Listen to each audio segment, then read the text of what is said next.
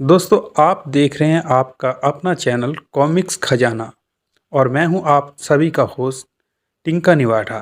और आज हम जिस कॉमिक्स का मिलकर आनंद उठाएंगे उसका नाम है हवलदार बहादुर और नवाब साहब का घोड़ा। चित्रकन बेदी, कहानी विनय प्रभाकर। चलिए शुरू करते हैं।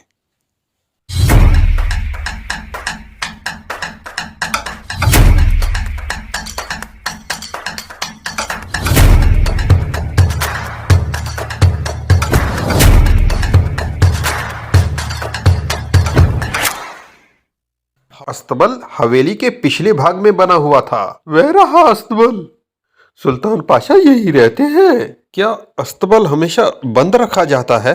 हाँ, और सुल्तान पाशा की हिफाजत के लिए एक गार्ड हमेशा उसके साथ अस्तबल में रहता है। ओह, तो ये है वह टट्टू। तभी याहू! ओए! तड़ाक!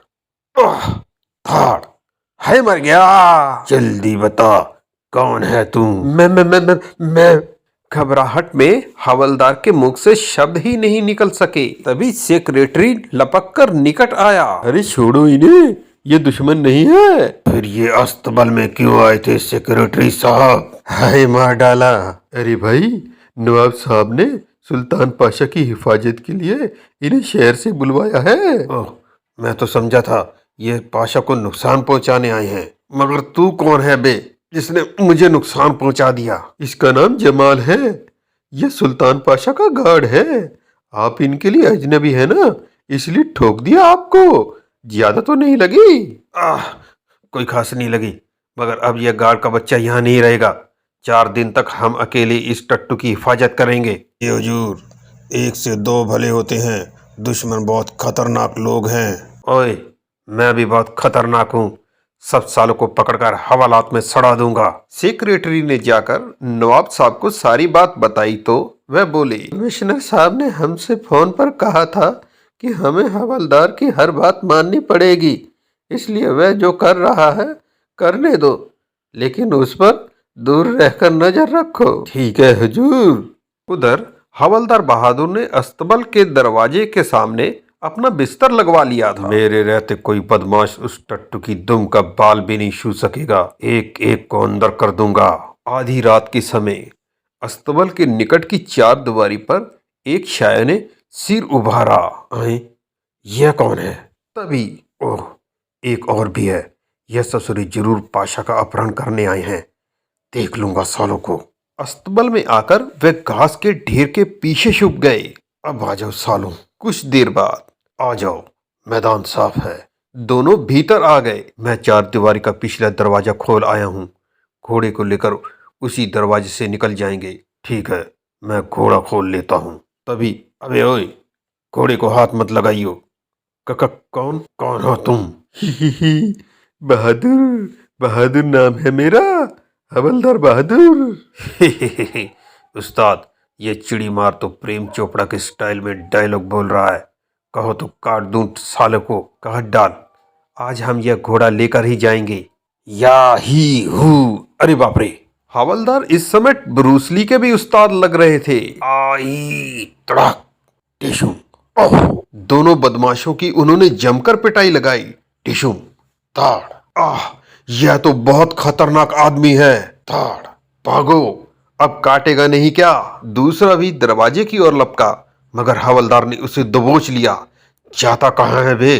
घोड़ा नहीं ले जाएगा क्या? नहीं। उसी समय सेक्रेटरी राशिद खान टहलता हुआ अस्तबल की ओर आ निकला। आए, इसे क्या हुआ?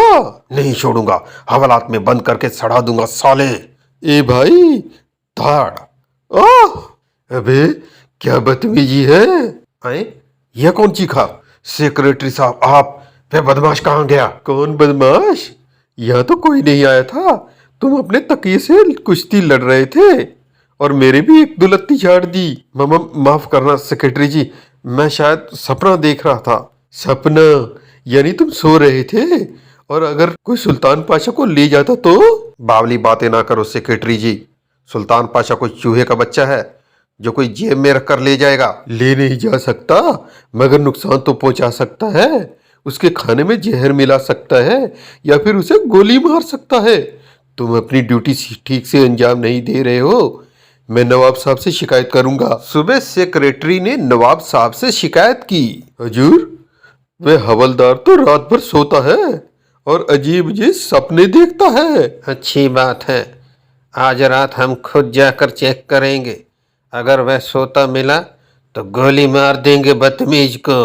रात को अचानक जाकर चेक करूंगा उस हवलदार के बच्चे को। हवेली से बाहर आकर वे दबे कदमों से अस्तबल की ओर चल दिए। उधर हवलदार को ये आशा थी कि सेक्रेटरी आज उन्हें फिर चेक करने आएगा, अतः सेक्रेटरी से मजाक करने के इरादे से उन्होंने चारपाई पर तकिए रखकर ऊपर से चादर से ढांप दी और खुद चारपाई के नीचे घुसकर लेट गए थे। आधी रात के समय अचानक बाग में से किसी के चलने की आहट सुनी। शायद सेक्रेटरी आ रहा है, अब आएगा मजा। तभी आए, ये सेक्रेटरी तो नहीं है और चल भी चोरों की तरह रहा है। वह हवलदार का बच्चा सचमुच सो रहा है। उन्होंने बंदूक चादर से बाहर निकाली। बंदूक, ओह, यह आदमी सुल्तान पाशा को गोली मारने आया है। खाट के निकट पहुंचकर चादर के नीचे तकिए देखकर वे हैरान रह गए। तभी उनके पैरों के नीचे से जमीन खिसक गई। तभी हवलदार ने पूरी चारपाई उन पर उछाल दी। ताड़! नवाब साहब छटपटाकर चारपाई के नीचे से निकले। तभी हवलदार ने उन पर सवारी गांठ ली। हे, पकड़ लिया। मुंह पर दरी और चादर लिपटी होने के कारण नवाब साहब के मुख से आवाज नहीं निकल पा रही थी और हवलदार पूरी शक्ति से उनको रगड़े लगा रहे थे। घोड़े को गोली मारने आया था साले।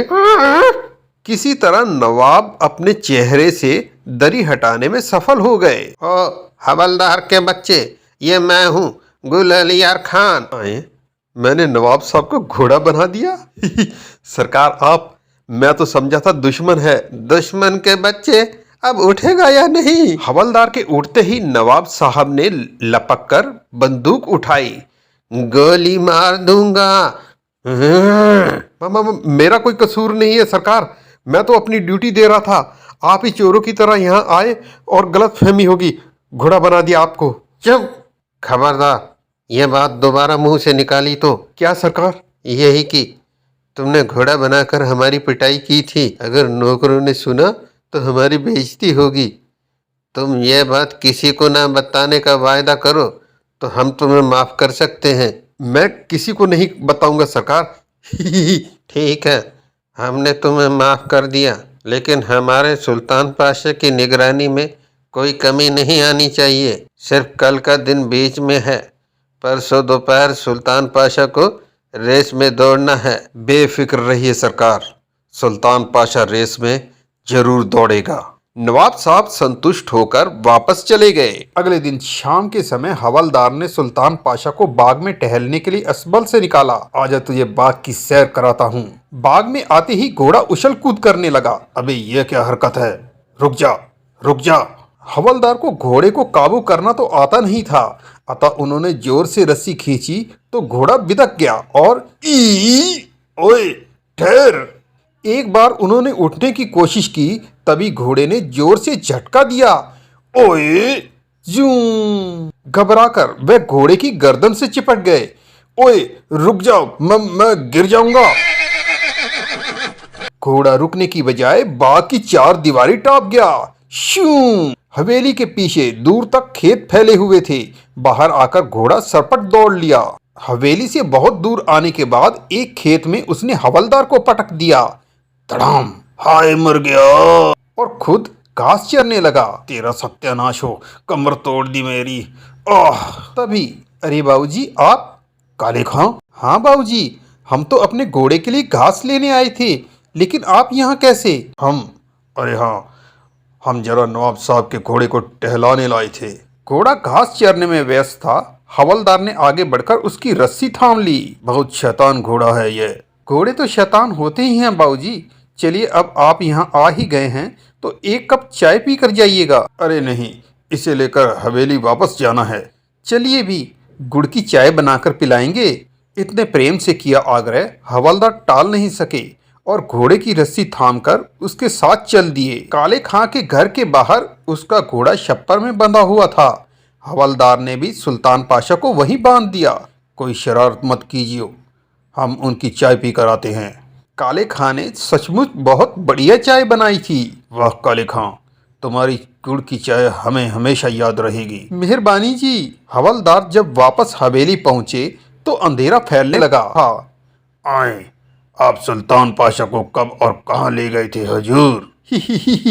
हम नहीं ले गए थे, यह टट्टू हमें ले गया था। घोड़े को लेकर उन्होंने अस्तबल में बांध दिया। नवाब साहब को पता चलेगा कि हम सुल्तान पाशा को बाहर लेकर गए थे तो पता नहीं क्या कहेंगे। खैर, देखा जाएगा। नवाब साहब उस समय एक दावत में गए हुए थे, इसलिए उन्हें इस घटना का पता ही नहीं चला था। हवलदार अस्तबल के बाहर खाट पर पसर गए। बस आज रात की बात और है, कल मुझे इस घोड़े की रखवाली से मुक्ति मिल जाएगी। कमिश्नर साहब ने भी पता नहीं कहाँ फंसा दिया इस बार। आधी रात के समय आए, फिर वही सपना, दूसरा भी है। मुझे वही सपना दोबारा आ रहा है। दोनों नकाबपोश खाट के निकट आए तो ओए, ये सपना नहीं है। तभी ओए, दूसरी ने आगे बढ़कर उसका मुंह बंद कर दिया। इसे उठाकर अस्तबल में ले चलो। कर कर। दोनों उन्हें भीतर लाए और मुंह में कपड़ा ठूसने के बाद उनके हाथ पांव बांध दिए। ताड़। फिर एक ने जेब से सेंसर युक्त रिवॉल्वर निकाला और पिट पिट। ओए, घोड़े को गोली मार दी। मर गया। चलो, हमारा काम हो गया है। दोनों बाहर निकल गए थे। हे भगवान, अब क्या होगा? मैं सुल्तान पाशा की रक्षा नहीं कर सका। नवाब साहब और कमिश्नर साहब को क्या मुंह दिखाऊंगा? सुबह को अस्तबल की सफाई करने वाला जमादार आया तो अरे, सुल्तान पाशा को क्या हुआ? फिर उसकी नजर हवलदार पर पड़ी तो उसने लपक कर उनके बंधन खोले। यह क्या हो गया? बदमाशों ने घोड़े को गोली मार दी। यह सुनते ही जमादार हवेली की ओर भाग लिया। गजब हो गया हुजूर, किसी ने सुल्तान पाशा को गोली मार दी। यह सुनकर नवाब साहब बाहर निकले। हुजूर, सुल्तान पाशा मर गया। क्या? वे लपक कर अस्तबल में पहुंचे। क्या हुआ सुल्तान पाशा को? मर गया हुजूर। नवाब साहब ने भीतर झांका। हाय सुल्तान पाशा, तुझे क्या हो गया? दो बदमाशों ने उसे गोली मार दी हुजूर। हवलदार घबरा कर वहां से भाग खड़े हुए। ओए रुक जा। हवेली से बाहर आकर भी हवलदार रुके नहीं थे। स्टेशन पहुंचकर पहली गाड़ी पकड़ लूंगा शहर जाने के लिए। तभी उन्होंने सामने से काले खां को आते देखा तो उनके निकट पहुंचकर ब्रेक लगाए। ओए काले खां, आप इस तरह कहाँ भागे जा रहे हैं? बाबूजी, स्टेशन जा रहा हूँ। तुम्हारा तांगा कहाँ है? तांगा तो घर खड़ा है। हम आपके पास अपना घोड़ा लेने आ रहे थे साहब। क्या मतलब? साहब, कल आप गलती से हमारा घोड़ा खोलकर ले आए थे और नवाब साहब का घोड़ा वहां छोड़ दिया था। क्या यह घोड़ा नवाब साहब का है? हाँ जी। हवलदार ने जोश और खुशी से काले खां का गाल चूम लिया। पुछ पुछ। ही, क्या करते हो साहब? काले खां, तुमने हमें बहुत अच्छी खबर सुनाई है। वह तो ठीक है, मगर हमारा घोड़ा कहाँ है? तुम्हारा घोड़ा मर गया बेचारा। मर गया? क्या कहते हो साहब? हम बर्बाद हो जाएंगे, भूखों मर जाएंगे। घबराओ नहीं, तुम्हें नया घोड़ा दिया जाएगा, साथ ही इनाम भी मिलेगा। तुम्हारी वजह से ही तो आज मेरी इज्जत का फलूदा होने से बचा है। काले खां को समझा बुझाकर उन्होंने घर वापस भेज दिया था। उधर नवाब साहब हवेली के बाग में बंदूक लिए दहाड़ रहे थे। जाओ, उस हवलदार के बच्चे को तलाश करो, जहां भी हो पकड़कर हमारे सामने लाओ। उसकी वजह से हमारा सुल्तान पाशा मारा गया। हम उसकी खाल में भूसा भरवा देंगे। तभी अरे, सुल्तान पाशा तो वे आ रहा है। अरे हाँ, यह तो हमारे सुल्तान पाशा ही हैं। ही। अब तो आप हमें गोली नहीं मारोगे ना सरकार? नवाब साहब ने प्यार से घोड़े को चूमा। पुछ पुछ। ही। यह क्या चक्कर है हवलदार? अस्तबल में जो घोड़ा मरा पड़ा है वह काले खां तांगे वाला का घोड़ा है सरकार। कल रात मैंने चुपके से घोड़े बदल दिए थे। घोड़े बदल दिए थे? मगर क्यों? मुझे शक हो गया था कि रात में सुल्तान पाशा पर हमला हो सकता है, क्योंकि सुबह रेस थी और दुश्मन के पास सुल्तान पाशा को ठिकाने लगाने के लिए सिर्फ एक ही रात बची थी। अतः मैंने बड़ी चालाकी से सुल्तान पाशा को काले खां के घोड़े से बदल दिया था। वाह, तुमने तो कमाल कर दिया हवलदार। किस चालाकी से हमारे सुल्तान पाशा को बचाया है। अपने दुश्मनों से तो हम रेस के बाद निपट लेंगे, लेकिन तुम एक बहुत बड़े इनाम के हकदार हो गए हो। इनाम तो काले खां को मिलना चाहिए सरकार। उस बेचारे का घोड़ा मारा गया। उसे हम एक नहीं 2 घोड़े खरीद कर देंगे। आप बहुत अच्छे हैं सरकार। कुछ अच्छे तो तुम हो हवलदार। अच्छी तो मेरी किस्मत है, वरना मैंने जो किया वह किसी से छुपा तो नहीं है। समाप्त। तो दोस्तों यह थी हमारी आज की कॉमिक्स। उम्मीद करता हूँ आपको मेरा यह प्रयास पसंद आया होगा। वैसे तो दोस्तों देखने में यह काम काफ़ी सरल लगता है, परंतु सच्चाई यह है कि बहुत मेहनत करने के बाद एक वीडियो तैयार हो पाती है। इसलिए यदि आपको लगता है कि मेरे द्वारा किया गया यह प्रयास वर्थ इट है, तो प्लीज़ इस वीडियो को लाइक करें, इस पर कमेंट कर अपनी राय दें कि क्या अच्छा लगा और क्या सुधार होने चाहिए, ताकि भविष्य में और भी बेहतरीन कंटेंट आपको दे सकूं। इस वीडियो को शेयर करके ज़्यादा से ज़्यादा लोगों तक पहुंचाएं। साथ में इस चैनल को जल्दी से कर लें सब्सक्राइब। अंत में बेल वाले आइकॉन को दबाना ना भूलें, ताकि मेरी आने वाली सभी वीडियो आप मिस ना करें। आप सभी ने इस वीडियो को शुरू से अंत तक देखा, इसके लिए आपका तहे दिल से शुक्रिया। तो मिलते हैं दोस्तों अगली वीडियो में।